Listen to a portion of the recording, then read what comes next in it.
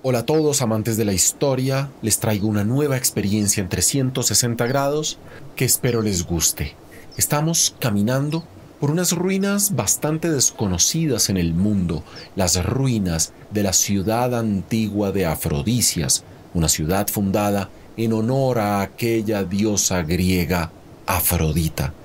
Es un privilegio poder deambular por este lugar completamente desocupado y poder descubrir no solamente el paisaje de la Turquía actual, sino también lo que queda de esta ciudad en unas condiciones realmente excepcionales.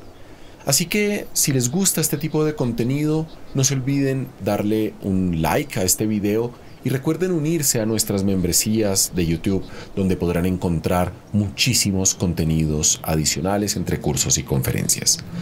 Y mientras caminamos por este lugar, quisiera hablarles un poco del poder en la Roma antigua. Esta es una ciudad griega, pero dominada por los romanos, y quisiera que entendiéramos cuáles son esas características que harán del Imperio Romano un imperio tan efectivo en el dominio de estas provincias. Primero que todo, el término imperium se traduce como imperio normalmente, pero es una noción realmente ambivalente, que a veces imaginamos como un estado grandísimo, pero que realmente describe la naturaleza de un régimen y el dominio de Roma sobre todas las otras ciudades del Mediterráneo. No hay que esperar a la llegada de los emperadores para hablar de un imperio romano. La República Romana crea un imperio poderosísimo muchísimo antes de la llegada de Augusto, que es considerado el primer emperador de la historia. Desde el siglo III a.C., pasando por los famosos Pompeyo y César. Antes de seguir, quisiera que disfrutaran de la vista de este fabuloso teatro en la ciudad de Afrodisias, o para decirlo más correctamente, un ecclesiasteion, un lugar en muy buenas condiciones por el que vamos a ir subiendo antes de continuar con nuestra historia. Estábamos hablando del imperio antes de la llegada de los Césares. Esa república romana va a expandir su dominio fuertemente por todo el Mediterráneo.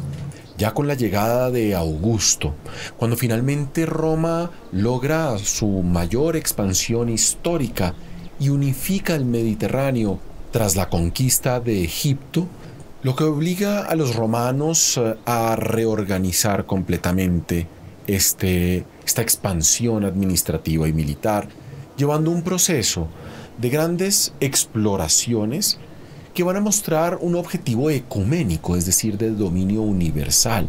Esto va a ser una realidad en la época de los Julio Claudios, la primera dinastía, pero también después en la época de los Flavios. Los romanos van a aprender a conocer lo que se decía entonces era la tierra habitada, el ecúmeno, y al final del siglo I el Imperio Romano se va a convertir poco a poco en un conjunto unificado entre el río Éufrates y el Atlántico. Y para administrar este espacio inmenso, Augusto divide el imperio en dos tipos de provincias: las provincias imperiales y las provincias públicas o senatoriales. Este lugar por el que estamos caminando es una provincia senatorial, una provincia normalmente mucho más pacífica, tranquila, sin legiones romanas, donde había una demografía mucho más alta y donde los impuestos eran muy importantes para el imperio romano. Antes de seguir con este tema, vamos a ver muy pronto a la derecha una piscina decorativa. La estamos viendo desde la colina, obviamente. Miren a la derecha, en la parte inferior, una piscina decorativa que nos da una idea de lo importante que era esta ciudad, de la belleza de estas construcciones. Hay que imaginársela con agua, rodeada por esculturas. Esta es una piscina que es tan grande como una piscina olímpica actual y que refrescaba un poco el aire en esta parte del mundo donde las temperaturas pueden llegar a subir hasta 40-45 grados en estos momentos. Sigamos con nuestra explicación. Hablemos un poco del fenómeno de la conquista de estos territorios. Originalmente, como les decía, esto no hacía parte de Roma. ¿Cómo es el imperio en la época de la batalla de Accio? La batalla de Accio es la que gana Augusto y que termina con la República porque Augusto se convierte en el único funcionario público importante en ganar esa guerra civil y por eso se convierte en el primer emperador. Como les decía, el Imperio Romano no nace con Augusto. Las conquistas son un fenómeno republicano en el que los funcionarios públicos competían por la gloria. La gloria traía más votos, los votos traían más riqueza y de esa manera ser político y ser militar iba de la mano. A pesar de siglos de expansión, este imperio es una entidad desunida para ese momento en el que Augusto se convierte en emperador, desde un punto de vista geográfico. La unidad de base es la provincia. Hay varias provincias antiguas: Sicilia, Cerdeña, España, África, Pérgamo, Cilicia. Además de este primer grupo se agregan otras como Bitinia, Galia, Cirenaica. Y cuando muere Julio César, la mayoría del Mediterráneo está sometido al poder romano. El imperio empieza solamente a organizarse cuando llega el primer emperador. Augusto usa su posición privilegiada de ser un general victorioso para reforzar la legitimidad del régimen, y ese es el aspecto central de su ideología, que implica lograr nuevas victorias, expandir el territorio imperial, y a esta razón puntual se agrega la voluntad de dominio universal. Volvemos a hacer una pausa y vamos a ver a mano izquierda lo que queda de las termas romanas entendemos que estos eran unos lugares no necesariamente de higiene, aunque en un principio lo fueron, sino una excusa higiénica para tener una vida social.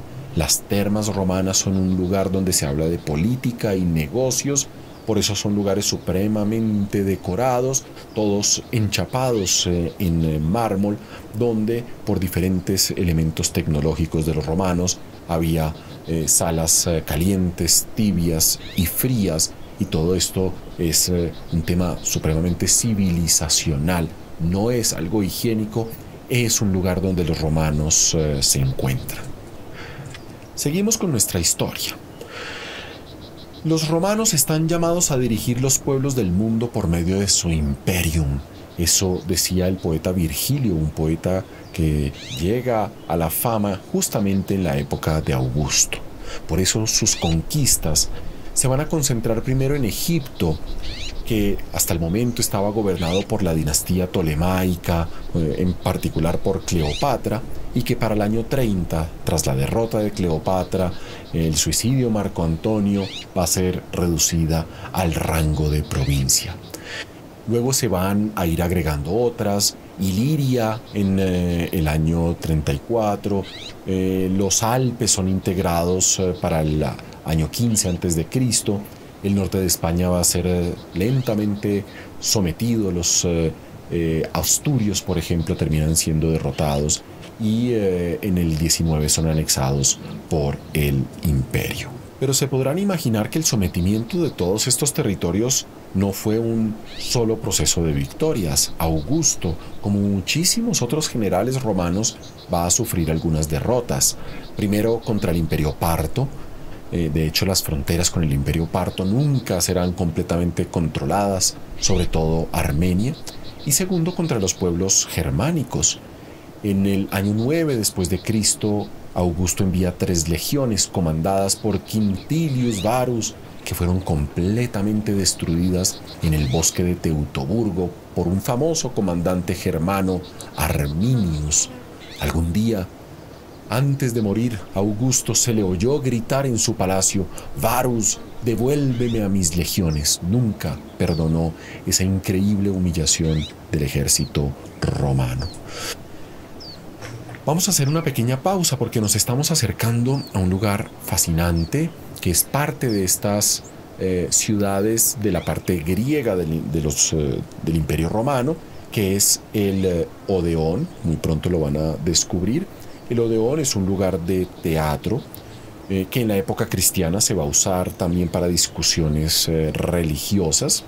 Estos odeones son típicos de la civilización griega y le dan una vida al Imperio Romano porque le van a enseñar a los romanos lo que era el debate, lo que era la declamación, lo que era el teatro. Después el teatro romano será digamos, una derivación del teatro griego.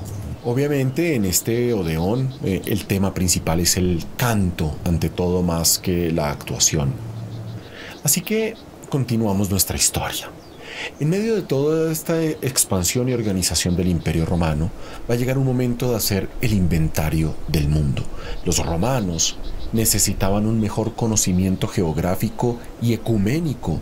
No solamente estaban interesados en más conquistas, sino también en abrir un periodo de exploraciones, de descubrimiento de los confines del mundo, todavía poco conocidos por los griegos y los romanos.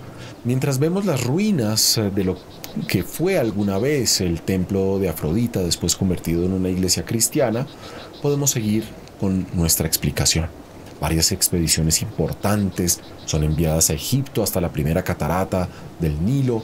Van a explorar el Mar Rojo hasta la famosa Arabia Félix, que es el Yemen actual.